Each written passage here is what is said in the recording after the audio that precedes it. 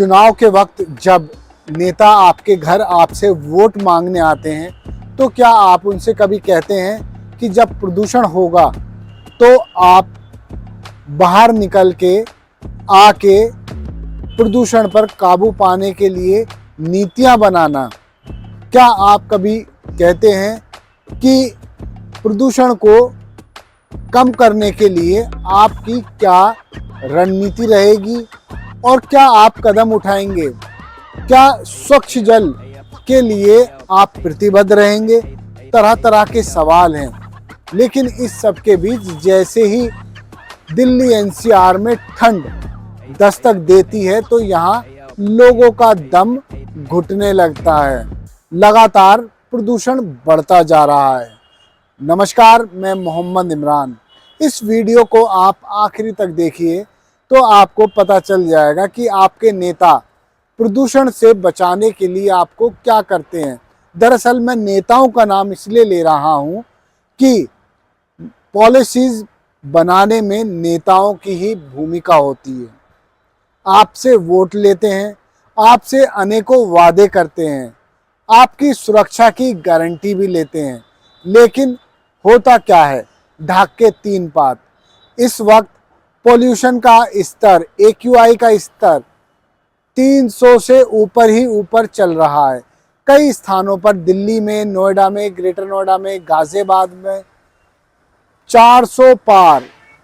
ये आप ये मत सोचिए, जो भाजपा का नारा था लोकसभा चुनाव में 400 पार नहीं, ये AQI का लेवल है 400 पार, 500 पार।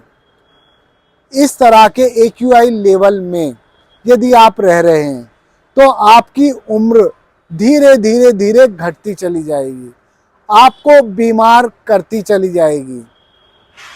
मैं आपको बता दूं कि बढ़ते प्रदूषण को देखते हुए अब ग्रेप 3 लागू कर दिया गया है। दरअसल जैसे ही पहाड़ों पर बर्फबारी हो रही है, हवा ठंडी हो रही है, तो दिल्ली NCR में प्रदूषण के कण फ्लोट नहीं कर पा रहे हैं, जिस कारण एक स्मोग की चादर ने पूरे इन्वायरमेंट को अपने आगोश में ले लिया है। सांस लेने में कठिनाई महसूस हो रही है और आप देखिए, जो लोग सांस की बीमारी से ग्रसित हैं उनको तो बेहद मुश्किलों का सामना करना पड़ रहा है। लेकिन आज दिल्ली सरकार की ओर से दिल्ली की मुख्यमंत्री आतिशी ने एक ऐसा कदम उठाया जिससे हो सकता है कि थोड़ा बहुत प्रदूषण पर असर पड़े। दरअसल सरकारी दफ्तरों के खुलने और बंद होने की टाइमिंग्स में बदलाव किया गया है। जो MCD दफ्तर हैं वो 8:30 बजे खुलकर 5 बजे बंद हो जाएंगे। उसके अलावा जो सेंट्रल गवर्नमेंट के दफ्तर हैं वो 9 बजे खुलकर 5 बजे बंद हो जाएंगे।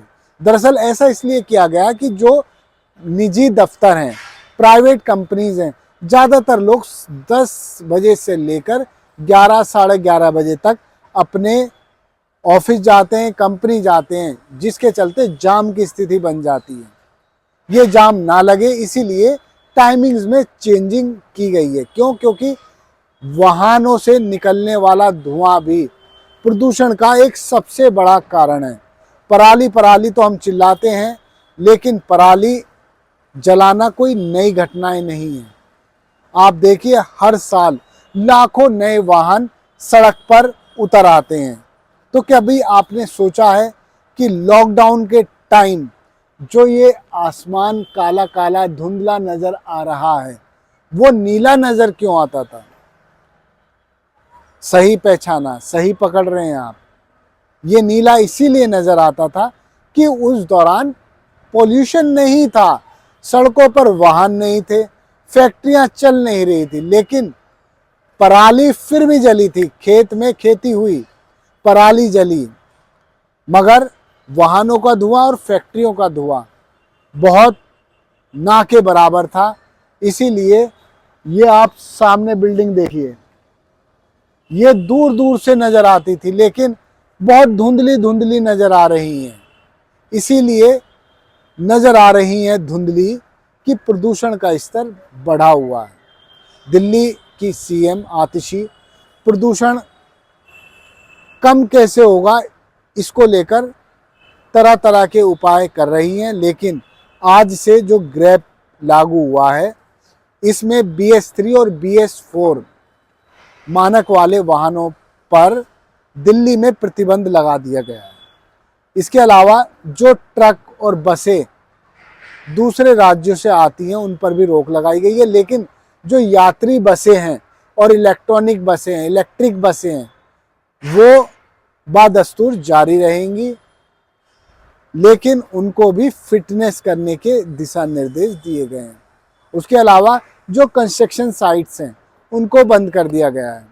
जो कंपनियां अधिक धुआं देती है उनको भी रोक दिया गया है फिलहाल, कि बहुत ज़्यादा प्रदूषण हो रहा है।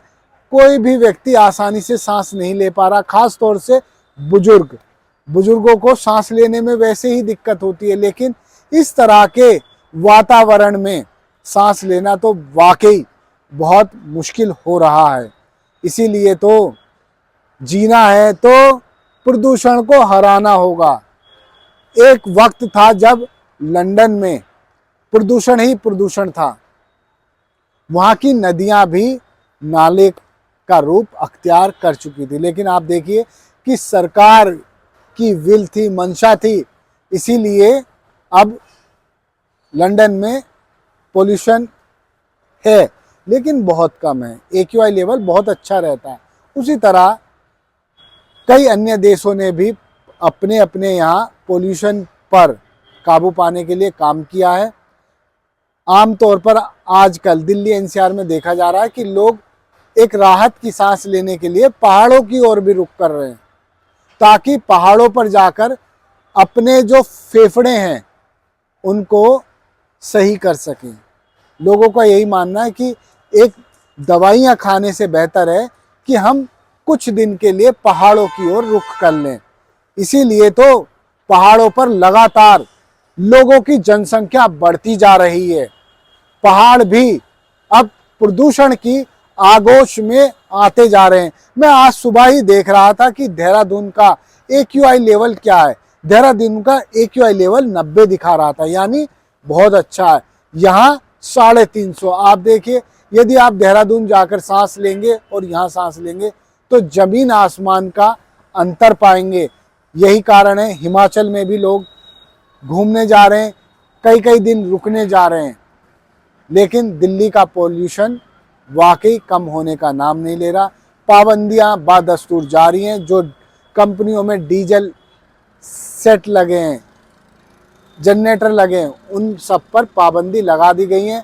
अलग अलग टीमों का गठन कर जांच की जा रही है। नोएडा प्राधिकरण, ग्रेटर नोएडा प्राधिकरण, यमुना प्राधिकरण ने फिलहाल अभी तक कोई ऐसे ठोस कदम नहीं उठाए जिससे कि प्रदूषण पर काबू पाया जा सके, लेकिन दिल्ली सरकार की ओर से लगातार प्रयास किए जा रहे हैं कि इस प्रदूषण पर काबू पाया जाए और लोगों की जान बचाई जाए। धन्यवाद। आप देखते रहिए जय हिंद जनाब। चैनल को लाइक और सब्सक्राइब करना ना भूलें। जय हिंद।